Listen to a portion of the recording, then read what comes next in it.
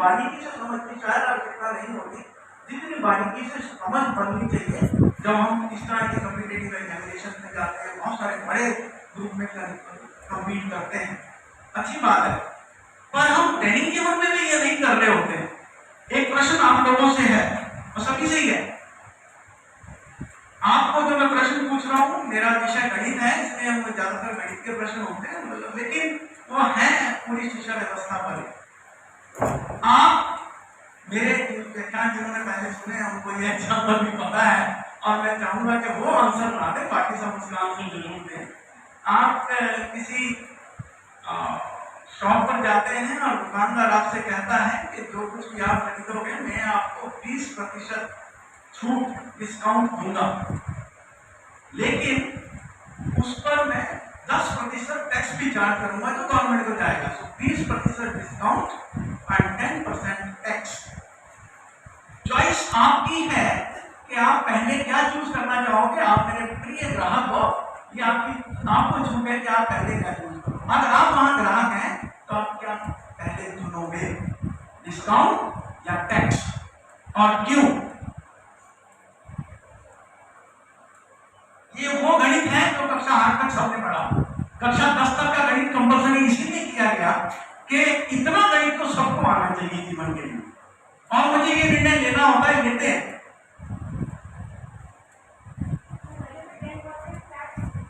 क्यों?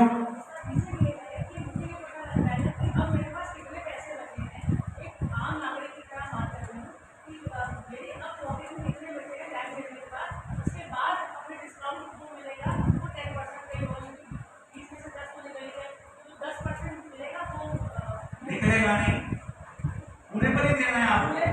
एमआरपी पर टैक्स लगता है, एमआरपी पर छूट नहीं।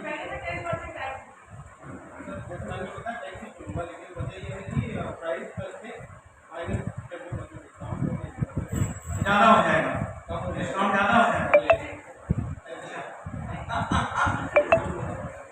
एएसपीडी साहब कुछ कह रहे हैं सर? हाँ सिंपल था, ये आर्किटेक्ट मैथमेटिक्स पढ़ा है कि जब सक्सेसिव डिस्काउंट्स होते हैं तो वो कम्यूटेटिव होते हैं, मतलब किसी को पहले किसी को बाद में लगाते हैं, ज्यादा फर्क नहीं पड़ता या फर्क ही नहीं पड़ता।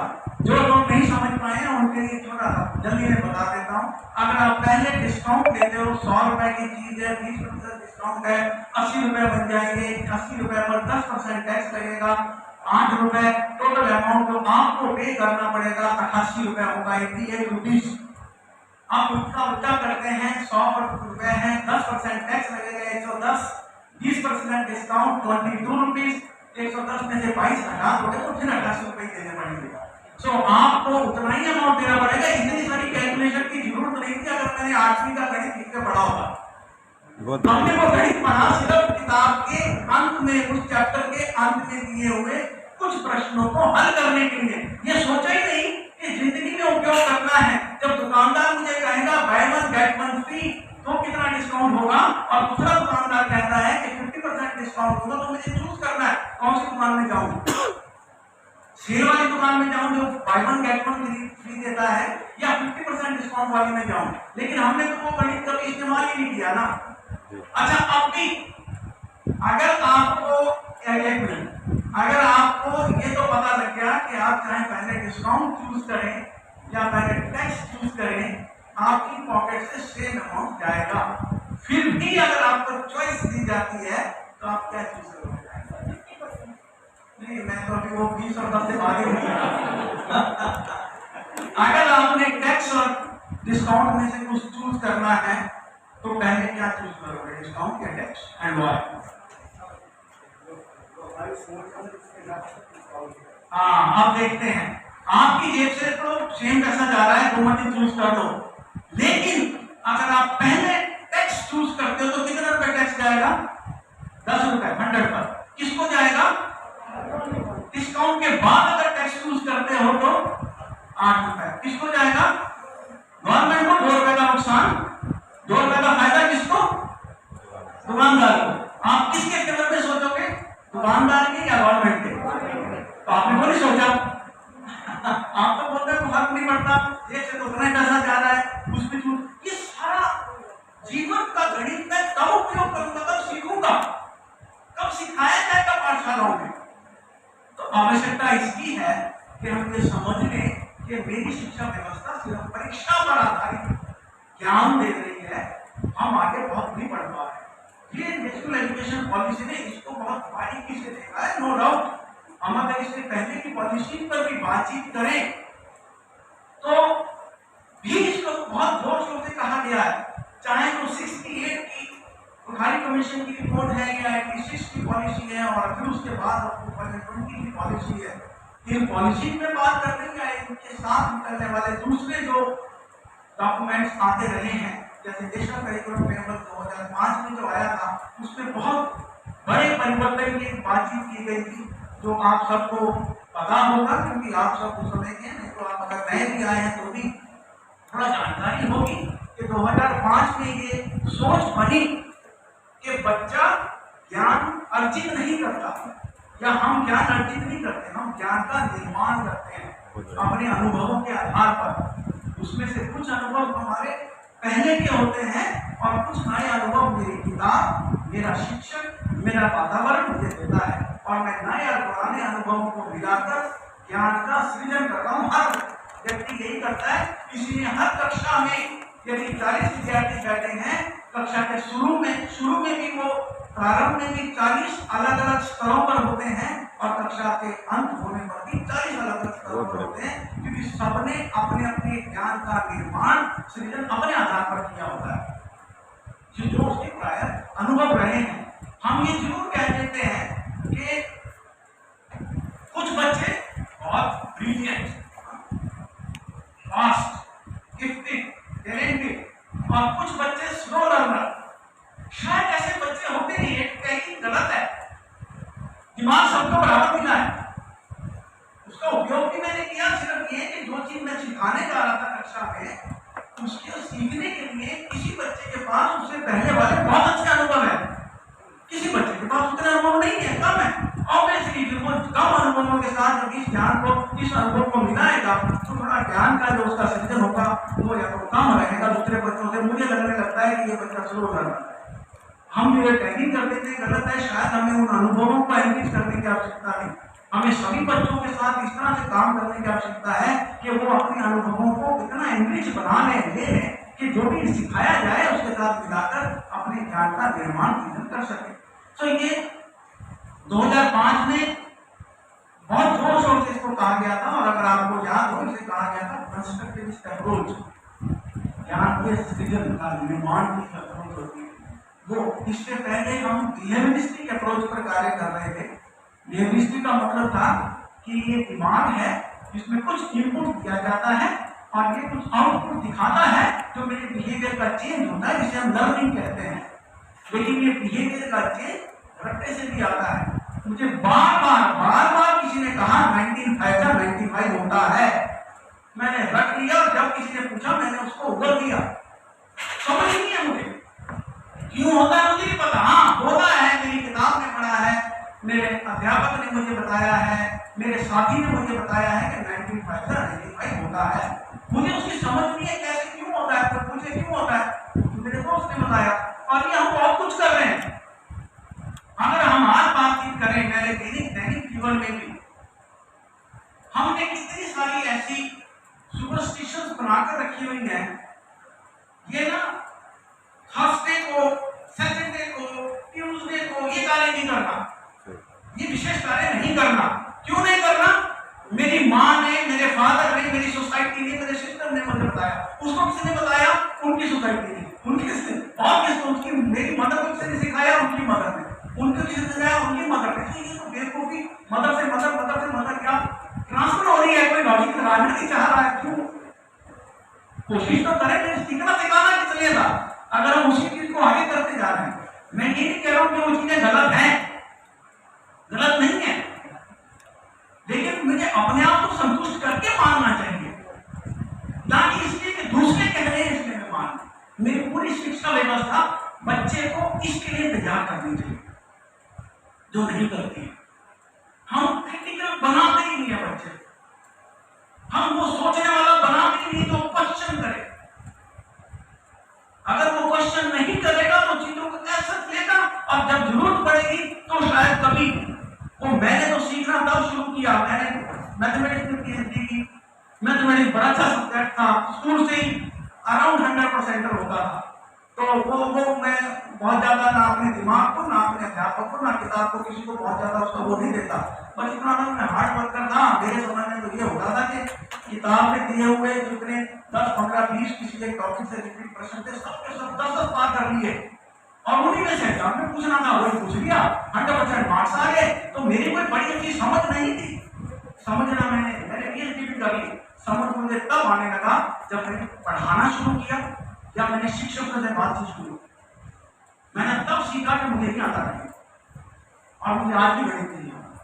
अब मैं समझता हूँ पीएचडी कर ली, लेकिन अब मेरी समझ ये बन गई है कि मैं एनालिटिकली नहीं बना, अब बनने की कोशिश कर रहा हूँ। तो बहुत लेट हो गया, अगर मेरे सिस्टम ने मुझे इतना एनालिटिकल बनाया होता तो शायद मैं बहुत कुछ अच्छा करता अपनी सोसाइटी के लिए, अपने लिए, लेकिन नहीं कर पाया। मैंने किस एज में शुरू किया, 40 साल की उम्र में समझना शुरू किया है, 35 साल की उम्र में, तब तक बहुत लेट हो गया था। यही अगर मैं 15-16 साल की उम्र में शुरू करता तो 15-20 साल और कुछ सोसाइटी के लिए नई चीजों का निर्माण करता, नए तरीके से सोचता, जो हमने सोच बनाई ही नहीं। तो आज के सिस्टम में यही जरूरी है, राष्ट्रीय पाठ्यचर्या की रूपरेखा जो फाउंडेशनल स्टेज पर लिखी गई है उसमें इसी पर जोर दिया गया है, एनईपी में इसी पर जोर दिया गया है।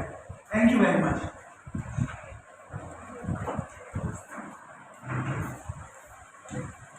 ये जो परिप्रेक्ष्य है जिसके ऊपर मैं आपसे बातचीत कर रहा हूं, एक यूनाइटेड स्टेट्स का इंस्टीट्यूट फॉर स्टैटिस्टिक्स है जो सर्वे करता रहता है वर्ल्ड वाइड, और इनके सर्वे के मुताबिक 10 में से 6 बच्चे ऐसे हैं जिनके पास मूलभूत साक्षरता और गणित की क्षमताएं नहीं है, बेसिक अंडरस्टैंडिंग और न्यूमरेसी एंड लिटरेसी नहीं है। और यही पूरे आगे की जो शिक्षा है, आगे का जो मेरा जीवन है, उसका आधार है। अगर मुझे गणित, न्यूमरेसी जिसे हम कहते हैं, और भाषा, इन दोनों की समझ अच्छी नहीं बन पाई तो आगे की सारी चीजें बहुत मुश्किल है। किसी भी विषय को सीखने सिखाने के लिए भाषा की आवश्यकता होती है। अगर मेरे पास वो सुदृढ़ भाषा नहीं है तो शायद मैं भाषा से स्ट्रगल करता रहूंगा, मैं सीखूंगा नहीं। इसीलिए मैं बार बार कहता हूँ, मुझे नहीं पता कि आज आपके राज्य में क्या सिनारियो है, ये आपसे 7-8 साल पुरानी बात है।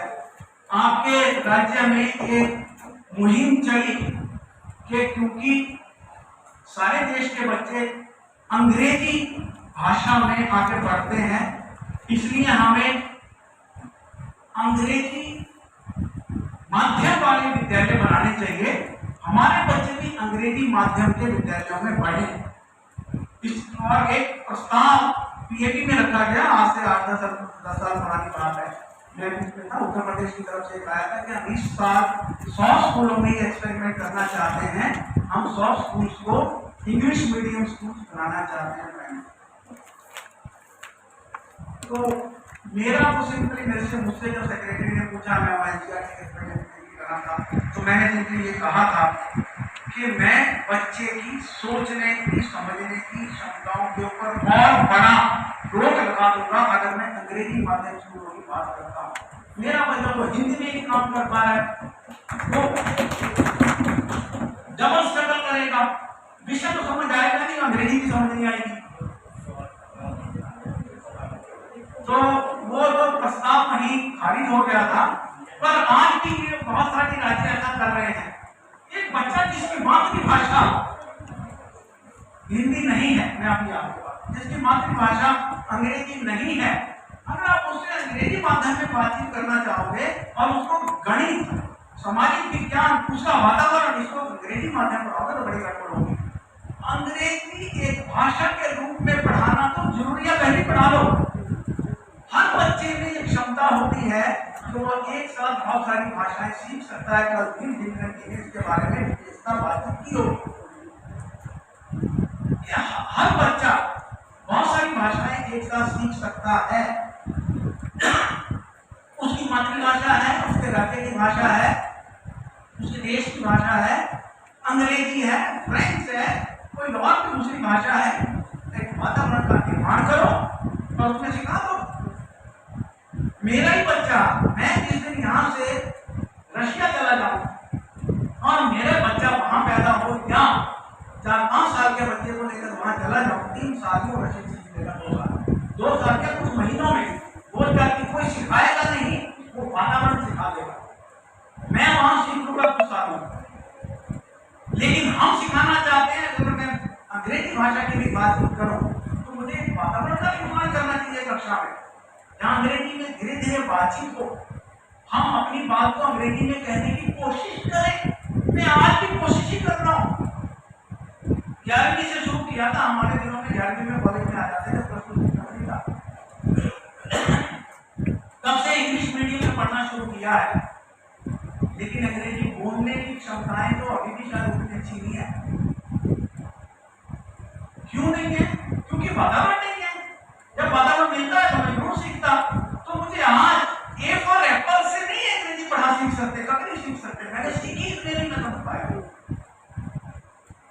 Jack and Jill went up the hill to fetch a pail of water, एक बड़ी फेमस नर्सरी राइम है। हमारे यहाँ कक्षा 4 से अंग्रेजी पढ़ानी शुरू करते थे भाषा के रूप में। तो वो ये वाली पोएम थी, काफी आबादी में कहीं रही होगी, मुझे तो नहीं समझ आया था कि ये जब मैंने पढ़ा, थोड़ा जब बच्चों के लिए किताबें लिखना शुरू किया है, बातचीत शुरू की है, तो समझ में आया कि जैक और जिल तो बच्चों के नाम है। पेड़ बाल्टी को बोलते हैं तो कभी भी हाथ में नहीं समझ में आता। To fetch a pail of water, fetch का मतलब लाना होता है। अब समझ में आया कि जैक और जिल वो पहाड़ी पर चढ़ रहे थे पानी की बाल्टी लाने के लिए, और फिर आगे उसके आगे आवाज भी है, Jack fell down and something happened and something that happened.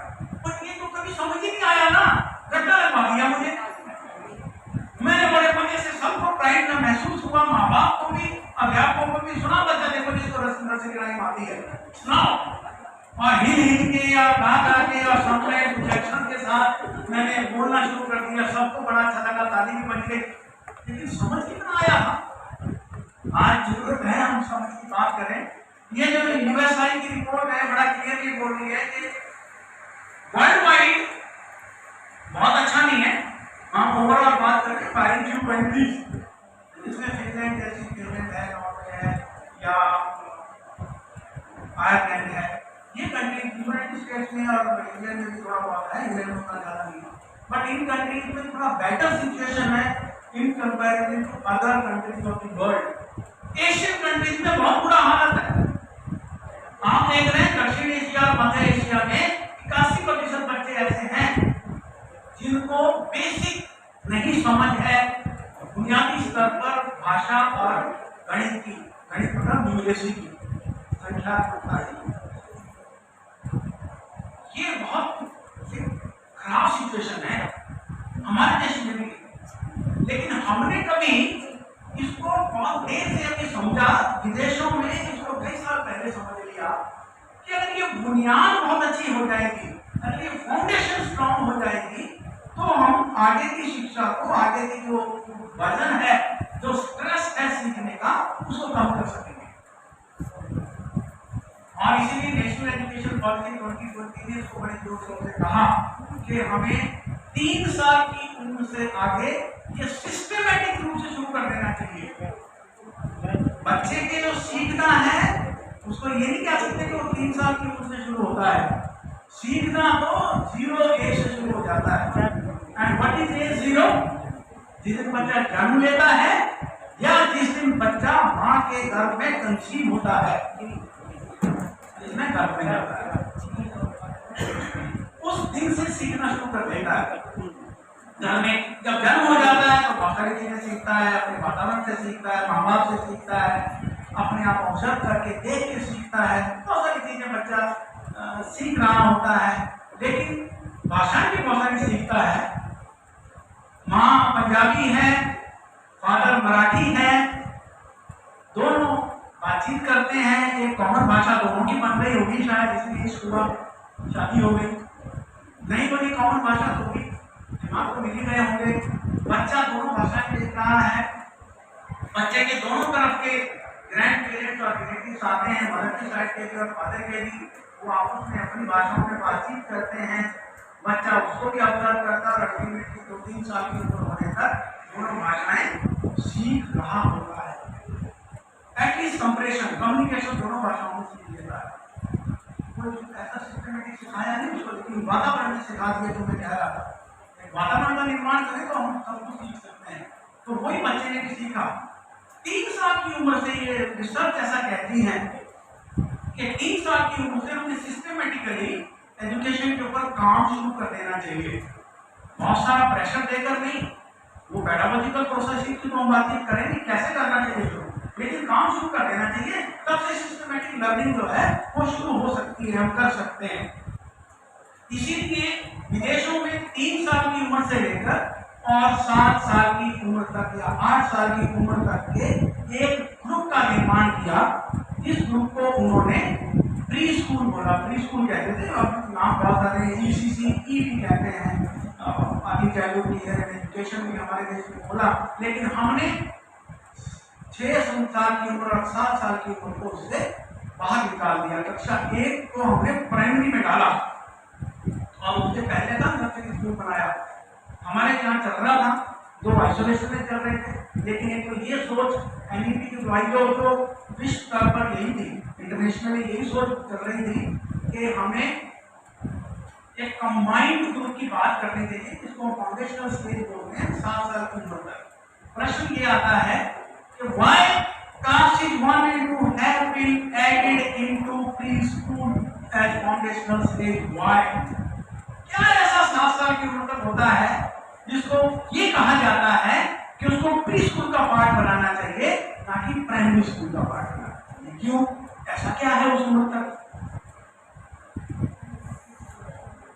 जी जो मेरा आइडिया है मुझे लगता है कि 8 इयर्स की एज तक बच्चे का लगभग 80% ब्रेन डेवलपमेंट, तो मे बी उनको हम उस समय वो माहौल दे सकें, क्योंकि 0 to 3 इयर्स हम अपने पेरेंट्स के ऊपर डिपेंडेंट होते हैं। 3 से 5 साल में हम उनको सिस्टमेटिक अप्रोच लेकर के जो कुछ भी हम आगे के लिए हमें फाउंडेशन स्टार्ट मतलब उनके अंदर डेवलप कर सकते हैं, जिसको लेकर के आगे की उनकी जो लर्निंग होगी वो काफी हद तक उसमें डिपेंडेंट। ये संदेश चलिए, पर वही चीज को जो आप कह रहे हैं कि अगर ब्रेन 8 साल की उम्र तक डेवलप हो जाता है तो वो 80%, तो वो तो फिर प्राइमरी स्कूल में भी हो सकता है, प्री स्कूल में ले जाने से क्यों ज्यादा डेवलप हो जाएगा?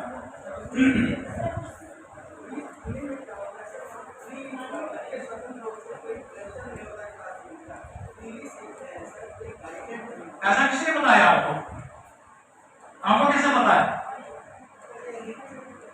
NEP में कहीं नहीं लिखा है? अरे तो फिर तो सेंटर की बात ही ना होती। सर 8 इयर्स की एज तक प्री स्कूल में जो मेरा कंसेप्ट है और जो मेरी समझ में है वो ये कहती है कि हम उनको एक गाइडेड और एक ऐसा एनवायरनमेंट क्रिएट करके दे सकते हैं कि जो उनका ये सीखने का जो बहुत तेजी से सीखने का जो फेज है, उस फेज में हम थोड़ा सा उससे मॉडरेशन करें, थोड़ा सा उसको कंट्रोल बिहेवियर उनका जो एनवायरनमेंट है जो उनको घर पे निकल रहा है हम उसको दे सकते हैं। ठीक है जी, ठीक है, एक्सेप्टेड। बेसिक स्थिति देखिए है 8 साल की उम्र तक, 7 साल की उम्र तक कैपेशन के अकॉर्डिंग बच्चा प्री ऑपरेशनल स्टेज में होता है। तो वो जो इसको कंप्लीट ऑपरेशनल स्टेज बोलते हैं, उस तक आने से पहले ये 7 साल की उम्र तक का बच्चा होता है। इसलिए इस उम्र तक के सीखने के तरीके, अपने एनवायरनमेंट से इंटरेक्ट करने के तरीके एक जैसे होते हैं, इसलिए वातावरण एक ही रखना चाहिए, ऐसा थ्योरी बोलती है। पूरी चीजों को ध्यान में रखते हुए क्लास 1 को प्री स्कूल का पार्ट बनाया जाता है।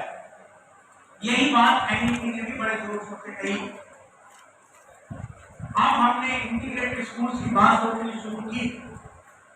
हमने NEP में बहुत ये कहा गया है और NCERT में भी बोला गया है कि हमारे देश में 3 अलग अलग तरह के प्री स्कूल इंटरवेंशंस चल रहे हैं। पहला आंगनबाड़ी,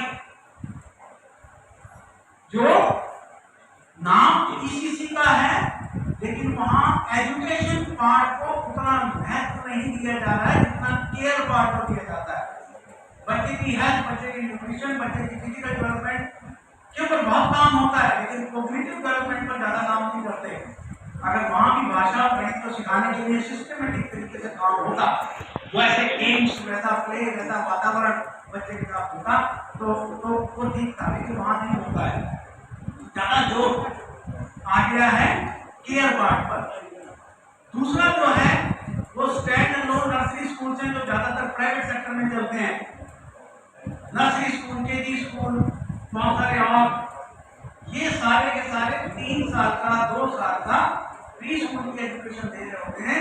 और तीसरा बहुत कम जगह जो चल रहा है वो है integrated pre school with primary, जिसे प्राइमरी स्कूल के साथ इंटीग्रेटेड है। बहुत सारे प्राइवेट स्कूल इस पर काम कर रहे हैं कि जो 5 साल की उम्र तक 2 साल की प्री स्कूल एजुकेशन है या 3 साल की, और जैसी 5 प्रमोट होता है तो सीधा बच्चा क्लास 1 में आ जाता है। एक ही वातावरण में, एक ही स्कूल में, थोड़ा कंपार्टमेंट अलग अलग कर दिए जाते हैं कई बार, क्योंकि ये बच्चे बहुत छोटे हैं और पहले से ऑनवर्ड जो बच्चे होते हैं थोड़ा बड़े होते हैं। तो ये 3 अलग अलग तरह के सिस्टम की बातचीत हमारे उसमें एनसीईआरटी में कही गई है। बहुत सारी चर्चाएं हुई हैं कि आंगनबाड़ी को एजुकेशन डिपार्टमेंट का भाग बनाया जाना चाहिए। जब एनईपी बन रही थी तब भी इस पर बहुत सारी मीटिंग्स हुई, एनसीईआरटी के समय पर भी हुई, लेकिन क्योंकि 2 मंत्रालय अलग अलग हैं, इन पर काम करने वाले आंगनबाड़ी जो है वो ministry of women and child development चलाती है और शिक्षा एमओई चलाती है, मिनिस्ट्री ऑफ एजुकेशन। तो ये दोनों मिनिस्ट्री ही आपस में मिली सही थी। चलो कोशिश यही है कि बच्चों को मिलाना किसी तरह से, और इसीलिए एक कॉमन एनसीईआरटी की बातचीत की गई कि ये जो है ये कॉमनली सब जगह अप्लाई होगा, चाहे कोई भी स्कूल, किसी भी तरह का स्कूल हो, चाहे वो ministry of women and child development चला ले, डिपार्टमेंट कोई और चला ले, या मिनिस्ट्री ऑफ एजुकेशन या कोई और, लेकिन सब में एक ही जैसी दक्षताएं विकसित करने के लिए अगर कार्य हो तो अच्छा है। तो ये ध्यान में रख के आप देखें, ये तो आपने पढ़ाई है। एनसीईआरटी में पंचकोश विकास की बातचीत की गई है, जो डेवलपमेंटल स्टेजेस की हम बातचीत करते हैं। ज्यादातर जो जोर था एनईपी के एकदम बाद आपके सामने एक डॉक्यूमेंट आया था निपुण डॉक्यूमेंट में ज्यादातर जो बातचीत थी वो फाउंडेशनल लिटरेसी और न्यूमरेसी पर थी। वही सारी चीजें हमने किसी दूसरी भाषा में थोड़ा अलग तरीके से, अलग उदाहरणों के साथ एनसीईआरटी में कहती है। तो दोनों डॉक्यूमेंट में तो बहुत बड़ा अंतर नहीं है, मोटा मोटा अंतर आपने पढ़ा होगा दोनों डॉक्यूमेंट्स को, और उनमें दोनों में थोड़ा अंतर देखने की कोशिश की होगी। एनसीईआरटी में हम अभी भी जो लर्निंग डोमेन्स हैं उनकी बात कर रहे हैं। लर्निंग डोमेन्स का मतलब हमने लर्निंग के डोमेन्स को बांटा हुआ है।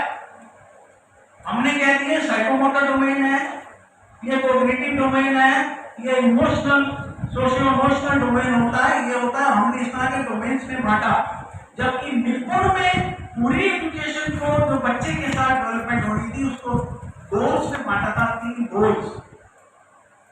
कौन था? पहला गोल कौन सा था? Health and wellbeing of the child. दूसरा इफेक्टिव कम्युनिकेटर। तीसरा involve learner, engage learner, engage with environment. है चीजें वही हैं, थोड़ा बोलने का तरीका अलग अलग है, बट एनीवे सो एनसीईआरटी में भी ये चीजें कहेंगे। यही जो बात थी, अगर आप लर्निंग डोमेन्स की तरफ देखें तो उन्हीं को एक और भाषा में हमने यहाँ कह दिया है। ये शायद हम बहुत पहले से कह रहे हैं, लेकिन हमारे एजुकेशन सिस्टम ने इसको एडॉप्ट नहीं किया। जो ये पंचकोश विकास है, इसमें बड़ी, मैं इस पर ज्यादा कहूँगा नहीं, आप इसको पढ़िए, अपनी समझ बनाइए, इसको पढ़ना चाहिए। आप देखते हैं कि अन्य कोर्स जो फिजिकल उस पर है, प्राणमय कोर्स जो है जीवन ऊर्जा पर है, और अलग अलग लोग इसकी विवेचना अलग अलग तरीके से करते हैं। एक योगाचार्य इसको अपने तरीके से विवेचना देगा, और एक एजुकेशनिस्ट अपने तरीके से देगा, हेल्थ वाला अपने तरीके से देगा।